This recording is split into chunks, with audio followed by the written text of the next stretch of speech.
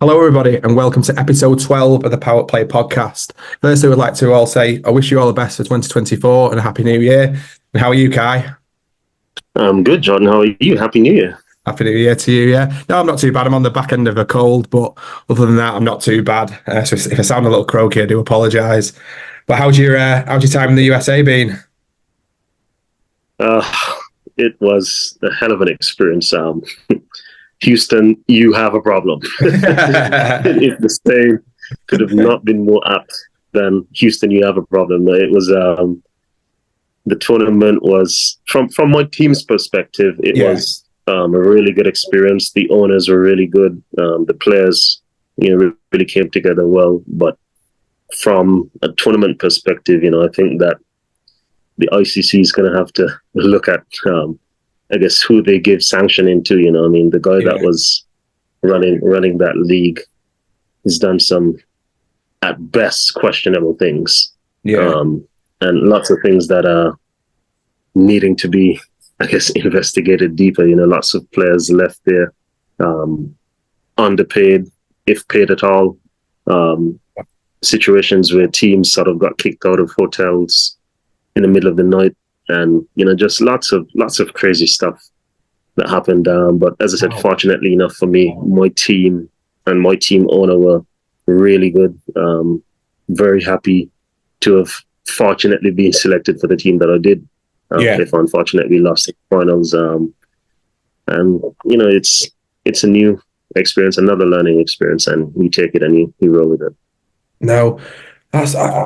Obviously, I was speaking to you during it and things, and I couldn't believe the extent of what was going on. And you sort of, you think, is it being slightly exaggerated? And you sent me some pictures and videos and stuff, and I just couldn't believe what was going on.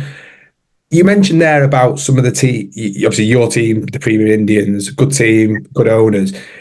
Is the issue then with the owners, or is it with the person who's actually who's the sanctioning of the league? Well, I can't necessarily speak for other teams. I don't know how the owners operated, etc. But definitely the governing person of the league, there were lots of issues there where, he created lots of unnecessary problems on a daily basis where it got to the point where, I'd say over 70% of the players didn't want to be there, and it was just going through the motion and stuff. And whether that be just, as I said, things from financials to accommodations to just uncertainty, that's sort of the last thing that you want around the Christmas time of the year, the festive time of the year. That's my favorite point of the year, sort of that Christmas, New Year, that whole holiday season time. So it's unfortunate that, I guess, something that had the potential to be big got into the hands of someone that, I guess, didn't have the right intentions. With that in mind, are the ICC sanctioning these tournaments too easy then? Do they need to do a bit more due diligence? Yeah. 100%. A lot more due diligence needs to be done. Obviously, especially in terms of new leagues coming in. And I guess the ICC probably needs to have people on the ground overseeing daily operations of these leagues and making sure that, certain checkpoints along the way are being ticked off as tournaments go. For example, players being paid 50% at whatever stage of the tournament, players accommodation being paid for, and guys not being kicked out of their rooms at 1 o'clock in the morning, which is absolute madness. Things like that should never happen. Umpires, like the guy called the police on the umpires the morning of the semifinals and had the umpires kicked out, and we had a member of our team that umpired in the semifinal and final. So that should never be happening in an ICC sanctioned event. No, this is just a player that's gone onto the field and had to umpire in ICC sanctioned T20 cricket. So 100% madness to end the year. I think we got our fireworks well before the 31st of December. We sort of had fireworks for 2 weeks, but live and you learn. We all got through it to the end. I guess I wouldn't say better off for the experience, but wiser for the experience. No, it's mad. So do you think that the ICC, obviously various other checks need to take place, but do you think that the people need to have proof of funds to show that they can pay the players on time, when, you know, and not just players but officials and whoever it may be, because these, as we've spoken plenty of times before in terms of players' careers and maximising opportunity to go and play in the franchise tournaments around, there's no point you travelling the world to not earn an income. It sort of defeats the point. So do you think people need to start proving proof of funds, really, potentially? I don't think proof of funds was the issue, because, I mean, the team owners, for the most part, from what I could ascertain, provided the funds well in advance of time. For example, I know the owners of the team that Chris Gayle was supposed to play for provided funds in advance, and then when the tournament started, Chris Gayle was nowhere to be found, not because the funds were provided, but the body that the funds were provided to by his team owner couldn't say where the funds are gone. Obviously, the funds weren't sent to Chris, and I mean, if you're not paid, you're not going to come to the tournament. You know, same thing happened where halfway through the tournament, Ravi Bopara sort of left our team because I guess the sanctioning body hadn't provided him with whatever percentage of his monies that was supposed to be paid and were left outstanding. So, you know, I mean, these things, and as I said, these are just two instances, but a number of personnel, whether it be match officials, broadcast team, you know, the broadcast team packed up and left the tournament. So the semifinals and the finals weren't, you know, streamed live. Things like that I've never seen in all my years of not even like under 13, under 15 top cricket, much less ICC sanctioned events. So 100% that tournament was extremely disappointing in the way that on a daily basis they seem to find new ways to top the lows of the day before. And I remember speaking to you before, you was obviously really looking forward to going and things. How did you find on a positive thing, by the way, because I really enjoyed listening to your commentary, how did you find the commentary side of things? Well, apart from not being paid, apart from not being paid for it, it was really good. And I really do enjoy, I guess, giving my thoughts on cricket. I think being a player, and obviously you find this becoming more of a norm now. Players across the world are getting into commentary, and I guess we provide a different perspective, because the way players look at the game and the way the general populace look at the game are two different things in terms of what we're looking for and the way we're able to break down a game. So I quite enjoy talking about cricket. I think that, I mean, it provides a different type of insight to the general fan, and no, it's been a really good experience thus far, and I'm looking to continue doing that in the future. No, definitely. I really enjoyed it, because when the bits I was listening to you talking about, like scores that we targeted, and I think you mentioned about one of the wickets being like quite a slow and low wicket, and like me having a little bit of knowledge of cricket and things, I was aware of, you know, but you explain the way you explained it and stuff. I thought it was really, really good. I think that you get that from a player. You don't necessarily get that from someone who, you know, is just a commentator by career and such. You're sort of expressing your knowledge of the game and why a slow and low wicket and what you look to do, sort of thing. So I thought it was really good. No, thanks, Jordan. I appreciate that. David Warner, I think I want to talk about him, you know, in retiring. In, you know, the current test match that's taking place in Pakistan. I want to ask you a question. Do you think he goes down as the greatest three-format Australian player? 100%. I mean, every format that Australia plays, he's in the conversation in terms of being one of the most important players that the opposition teams need to get rid of every time Australia goes to bat. And you've seen throughout his career, I mean, there have been periods where they've tried him at number 3, they've tried him at number 4, number 5, but one of the best across formats players, not just for Australia, but I guess probably that the world has ever seen. Yeah. No, I think that we've talked about it loads of times, and even Otis last week was speaking about you're a good player, whether it be 2020, a 50 over and Test cricket. He's sort of gone and done that. I think it's a massive testament to him, and hopefully one, he finds his baggy green, I think that's honestly so sad. Think about how important it is to these players, and you think that something like that's happened. I really do hope he actually goes and finds that. But I think he sort of set a bit of a benchmark in terms of showing that regardless of what happens franchise tournaments around the world, that you can go and take your skills and roll it out across all three formats. Yeah, 100%. And I mean, I think that he said that he's now retired from 50 over cricket as well.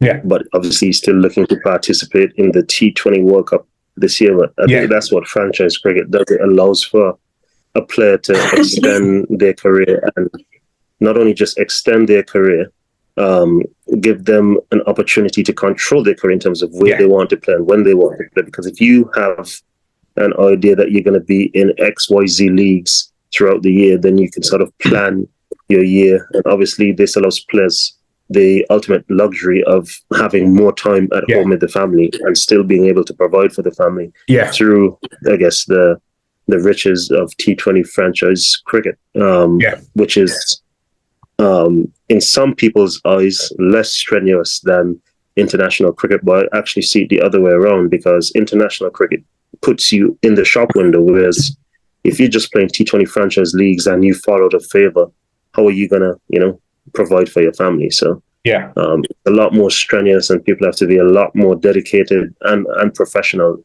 in able to keep up with that sort of. Maybe Warner mentioned as well in part of his interview prior to this test match that he believed that his test career might have gone in an alternative path based on the current volume of franchise cricket that's taking place. What are your thoughts on that sort of statement? Well, 100%, because he came into international cricket via the T20 route. So he was actually one of, if not the first T20, what do you want to call them, mercenaries or whatever term you feel, that managed to carve out a proper test career. He's now got 26 test centuries. So nothing to frown upon at all. He's number 5 on the all-time run scoring list for Australian test match cricket, which in itself is an achievement. You look at the players behind him, you've got Michael Clarke and Matthew Hayden. So, I mean, ridiculous. Kudos to him. But I think in general, it's not just test cricket that's in trouble. People keep saying test cricket, but I think international cricket on a whole is going to be in trouble to, again, keep itself relevant when there's so much T20 leagues popping up literally every single day. There's a different somewhere in the world. For example, you've seen the West Indies. It doesn't even have to be a T20 league. Like, you just have various leagues throughout the US that can afford to pay players what they make in 2-3 months being on a regional retainer contract in 10 days, 15 days, So why would you then sort of put yourself through the hard toil of going and having to practice every single day, be away from your family, depending on what sub-region you get contracted to, when you can sort of just travel for 10 days and cover the spread for 2.5 months? It's just, it's business sense, isn't it? Of course it is. And you can't really deny any of that. We had a brief conversation before about, placing some potential players over here in the UK, and that's what we're up against, really. And you can't sit there and advise a client and say, right, okay, well, you can do 6 months in England on X, or you can actually go and do 2 or 3, maybe 4 over a 6 to 8 week period and earn that. It's a no-brainer. And also the strain on your body, as we spoke about many times before, about looking after yourself and making sure, well, effectively you're going to make more money doing that, play less cricket, look after yourself, rather than spend 6 months potentially away from your family under conditions that might not even be suitable for you. Exactly. I mean, and then the only issue becomes then is just finding a way to keep yourself in rhythm, because then obviously you have longer periods off. But the aim is to make as much money doing as little work as possible. I mean, you look at Floyd Mayweather, it's getting as least punishment as possible as a boxer and maximizing profits. Same principle applies to cricket, because then that way you're able to lengthen your career. You can play for X amount of years longer. Like, think of it David Warner never played 112 test matches. That's 560 something days of his life that he gets back. And that's just playing days. That doesn't even include travel, practice, all these other things. First class games. So you're talking about at least 3-4 years worth of his life, worth of days that he could have had to have a fresher body, not have that wear and tear on his body, mental disintegration, not just from playing and the pressures of playing, but media, performance, all these other things that can translate into him lengthening his T20 career to 45 maybe. Guys are going to start playing T20 cricket to ridiculous ages because of the way fitness and nutrition and all these things that play a part in the way humans evolve. Yeah, definitely. And obviously with that topic now, what is your current thoughts on the situation with South Africa naming the squad with 7 uncapped players, one being the captain? You know, it just shows, doesn't it? Well, I saw something today where I'm not sure if it's the CEO of South African cricket or someone in South African cricket, whoever it was, said that they literally had no choice. Their hands were forced because if they don't play the SA20, that literally, it's the coach. That funds the entire South African cricketing ecosystem. Yeah. And I mean, when you look at it that way, there's no other choice. I mean, the top tier South African players are going to play SAT20, right? So you find yourself in a situation like this where there's overlapping in schedules and you send off ultimately an A team to play Test cricket, which is sad because ultimately Test cricket is supposed to be the prized possession of cricket. You know, it's supposed to be the ultimate test, the ultimate challenge of skill, wherewithal, knowledge of the game. And when you don't have the very best players representing any country, it doesn't matter which country it is, then obviously it dilutes the product, not just from a South African standpoint, but from a general standpoint where the conversation of Test cricket dying just gets louder. Yeah. I think for me, that when I read it, I picked up 2 things. One, it's with the statement that the coach made about there having no choice, is the communication aspect there. I think that within Cricket South Africa, there needs to be some form of communication to make, if you have to play the T20 tournament, fine, makes commercial sense, but you've got to try and somehow fit it in where it works for the South Africa national team as well. Because I think that as much as, you know, I think again when we spoke about how you felt when you made your Test debut, the call, you know, the nerves and stuff, I feel a little bit sorry for the 7 lads who are going to be making the debuts, because it's probably taken the shine off that element of receiving that call, or you know being in fantastic nick and thinking there's a sniff that you've got a chance, where, you know, undoubtedly these lads hopefully will have received their caps naturally, you know, over the next period of, you know, a couple of years or whenever it would. But I just feel like it's tarnished it a little bit. I don't think when you're representing your country, it shouldn't be tarnished, but I do feel like this group of players, it probably could be. Yeah, and I think that's where the ICC are going to have to step in, and I don't know what can be done, whether they create windows and say, all right, guys, for the first 6 months of the year, it's literally going to be all the T20 leagues. You guys figure out when you're going to play what and just go crazy with that. Everyone does their thing, get that out of the way, and then the second 6 months of the year, it's going to be international cricket, and teams are going to be required to play 2 months of Test cricket, 2 months of one-day cricket, 2 months of T20I cricket, or something of that nature.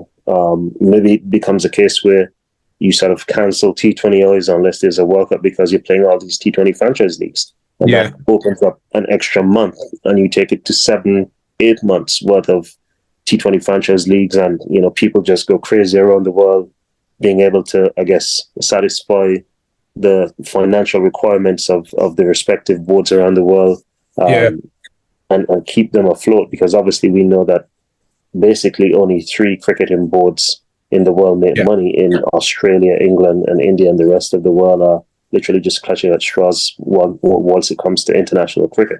So maybe that's an option as well, where they have maybe 2-month window for Test cricket you have a 4-month window for T20 cricket. You have the next 2-month window for one-day cricket, and then the next 4-month window for T20 cricket again, and sort of go that route and see if that works or whatever the case is. But something needs to be done where T20 franchise leagues, I guess, can keep their place and sustain the ecosystem of cricket, but international cricket doesn't die as well. Yeah. Well, that's what I was just going to ask you then, is this leaning towards the end of Test cricket? No, I don't want to say the end, because I don't think it will ever go because of it being the penultimate, as we spoke about. But is it things like this going to be massively affecting the future of the game, or the future of the penultimate Test cricket, I suppose? Not just Test cricket, international cricket on a whole, because the next big move is going to be players being contracted by a T20 franchise. Let's say a Mumbai Indians who has an IPL franchise, a franchise in South Africa, a franchise in Major League, and different places, franchise in South Africa. A franchise in ILT20, all these various places. And then, they can say to a player, look, we're going to pay you $5 million a year. You're going to play in 4 tournaments for us at X, Y, Z dates. And outside of that, we just need you to keep fit. Or actually, we're going to bring you to Mumbai. You're going to live here for the rest of the year. And we're going to have you in a fitness program and make sure that you are up and ready to perform when we send you to these various leagues, and give you, I guess, a holiday period, just like a Manchester United would have, like a 3-week period at the end of the season, where guys can go off and have their holidays and then report back to Manchester and go through the various competitions throughout the rest of the year. I think that's where cricket is heading. But that's an interesting thing as well, because when you look at it, it's sort of the same players that predominantly play in most of the leagues around the world. So then that sorts of cuts off a lot of players' opportunities to actually earn a living that way. There are very few. It's like maybe, let's say, the top 3% of players that play around the world when you really look at it. So a player will be limited then just to playing in his, I guess, local T20 competition and clutching at straws for opportunities in other leagues, unless there's a clash with various leagues, like what you have at the start of the year, like a Big Bash, a BPL, a PSL, a ILT20, and so players get opportunities that way. But once there's no clash in the calendar, it becomes a very tough situation for professional players to actually get a gig. Yeah. And Steve Waugh mentioned about making the wages basically for all Test cricket, so whether it outside of the top 3 plus all the other competing nations, do you think something needs to be looked at from a salary perspective for Test cricket? I don't even know if that could help. I mean, that, I guess, maybe a starting point, but you put a starting wage of, let's say, 15,000 for a Test match, like a base standard across the world, 15,000 per match. And then you look at a T20 league, like a guy can go for, let's say, a guy that's not a major superstar goes for 60 to 100,000. Yeah. Why am I playing Test cricket? What are we doing here? I'm playing a 3-match Test series, which goes for basically a month. I'm playing a T20 league, which goes for a month. So I'm getting 45,000 as opposed to 60 to 100,000. What are we talking about? Yeah. Do you think the South African players had a choice? If they had a choice, they made the right choice in playing the T20 league. I'd say that much. Because at the end of the day, as South Africa, as the coach said, this league sustains South African cricket.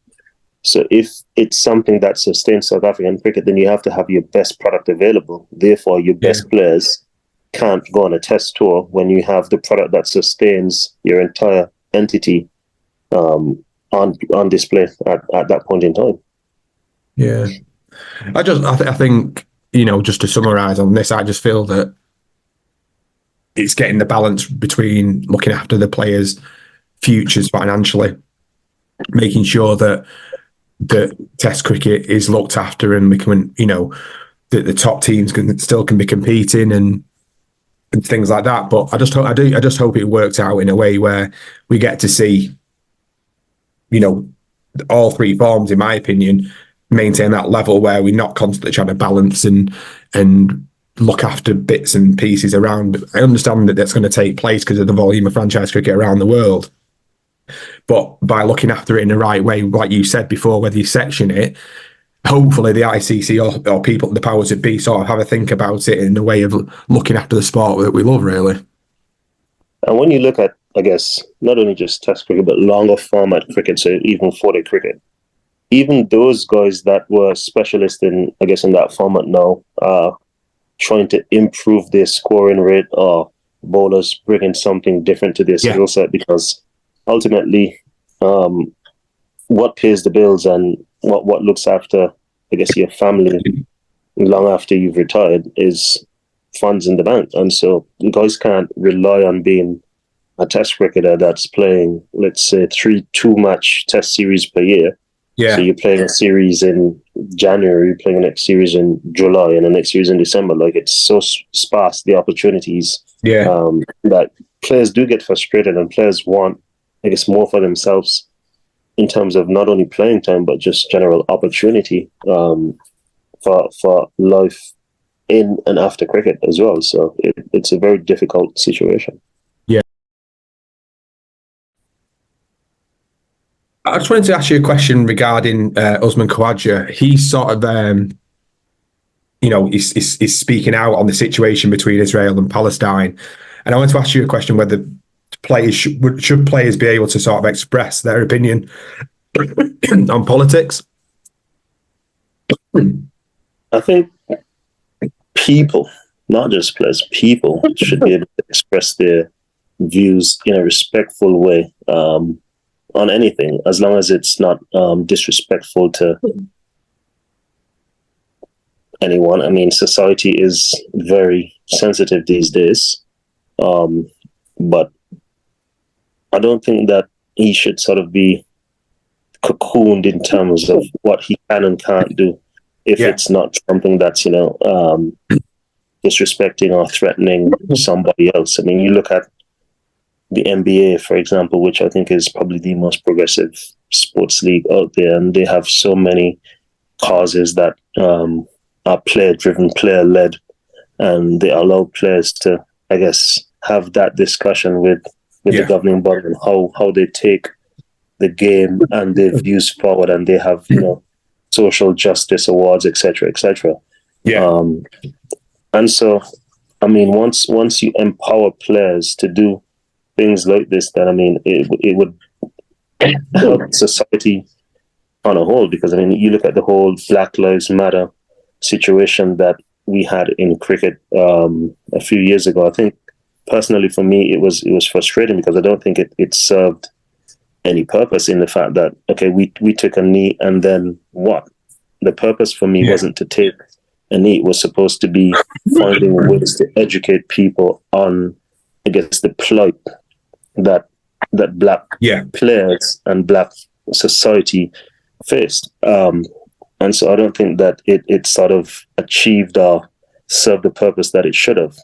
And again, Khawaja, I guess, feels voiceless in something that he thinks is of importance to him, something that he feels that he should or wants to have a voice on, and is being muzzled at the moment. So I think that they need to, I guess, figure out ways of, I guess, better communicating what players want to voice their concerns about, and trying to find voices in which you can make such opportunities available to people. Yeah.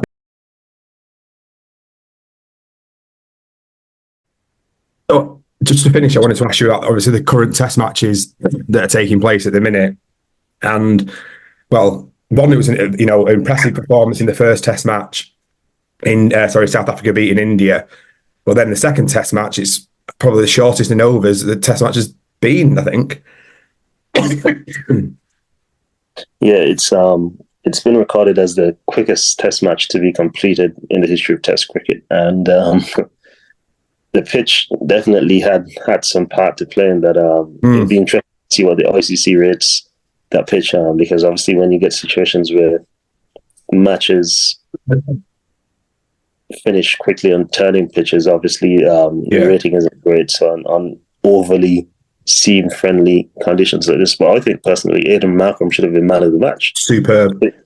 To be able to score a century in a match where there's not been, both teams have struggled to score 200 runs, and he scored 100 and something out of 170 runs. Like, so impressive. That was the performance of the match, in my opinion. Obviously, I mean, for him being on the losing side, he'd not be too happy about that. But I mean, in terms of a singular performance in a match, in a situation like this, that was absolutely outstanding. But drawn series, which is interesting because, as you know, every match has to be played for, and every point is extremely important now that there's the World Test Championship at stake. So India, obviously having, again, an aging Virat and Rohit, and not knowing what, I guess, 18 months from now could possibly look like for them. Yeah. And playing for a World Test Championship, those will be vital points for them going forward. Yeah, I thought it was a fantastic performance from South Africa in the first test. I thought the way that Aidan Markram has developed into a cricketer the last sort of 18 months has been fantastic. Again, across all three forms as well. I thought it's really, really impressive. And how have you seen the test series between Australia and Pakistan as well? Well, this match, tied at the moment. Obviously, Australia batting at the moment, 100 and not many for two. Two down, yeah. Pakistan need to make some early inroads here. Yeah. You've got two guys at the crease that are known for batting long big. And batting big in Smith and Manus. Obviously, both of them haven't scored runs to their liking of recent vintage as well. So they'll be going to put that right, with Sydney being, if not all of, probably the majority of that batting unit's favourite ground, because it's so batter friendly. Like, it gets really flat really quickly. Yeah. So Pakistan will need some early wickets, especially the fact that the danger man for the series for Pakistan has been Mitch Marsh. Yeah. Who's 2 wickets away, and Travis Head has had probably the best 18-month period of any player in the world across formats as well. So that's another important wicket for them to get. Australia will just be looking to bat as long as possible and try and force it to a situation where they can try and force a result without having to bat again. Having said that, David Warner will definitely love the opportunity to come out in a run chase, however big or small, and just definitely have one final go in front of the Australian and most of the Sydney crowd, which is his home ground. So it's an interesting game. Again, lots to play for Australia, 2-0 up, trying to secure extra points. Pakistan trying to get a victory and get some points away from home, which would be invaluable in the World Test Championship. Yeah, I think that I think what you said there about Steve Smith and Marnus, I think they'll both come out tomorrow, and look to bust back time. I think Marnus is supposedly low on form, but he's still averaging 35 in Test cricket, which is frightening over this, the period when he supposedly dropped out on form. So he'll just look to come out and bat time, which I think will be a big thing for him. And then, like you said, it'd be quite nice if David Warner could, maybe finish a nice 50 odd not out and see them home, which will be a fantastic way to end his career. Yeah, it'd be interesting. Putting out a plea to whoever's got that baggy green. It may mean a lot to them, but I'm pretty sure it means a lot more to David Warner, something that he's worked his entire career for, and not only just worked for, but just played and wore with so much pride and through the ups and downs. And it's not just a cap; it's a symbolism of all the hard work that a player puts in. So if you could get that back to him today, tomorrow, the last day, whenever it is, so that he can make that final walk off the ground in his baggy green, that'd be amazing. Yeah, definitely. I think that when it comes to things like this, if it wouldn't mean anything to me, his hat, you're not going to, it's a shame really that it's happened. And like I said, I hope he doesn't tarnish the last, Test match for his, because he does deserve, like I said, to to wear his baggy green as he comes off the pitch and stuff. So I always remember Ricky Ponting lost his for a period of time. And then ever since then, he never left it in his suitcase. He always put it in his hand luggage. Since then, it's but if he was ever going to go and play Test cricket again, I don't think he'd ever leave it in the arms of Qantas or whoever it may be on this situation. But well, thank you again for tonight's podcast, and I'd like to apologise to you all for me coughing profusely throughout the whole episode. I did warn you that I had on the back end of a flu and stuff, and I'm trying to hold my cough in, and every time I look, my face is the same colour as my jumper. So yeah, thank you so much for tuning in, and thank you for your continued support, and we wish you all the best for 2024. So thank you very much. Get well soon, Jordan. Cheers, mate.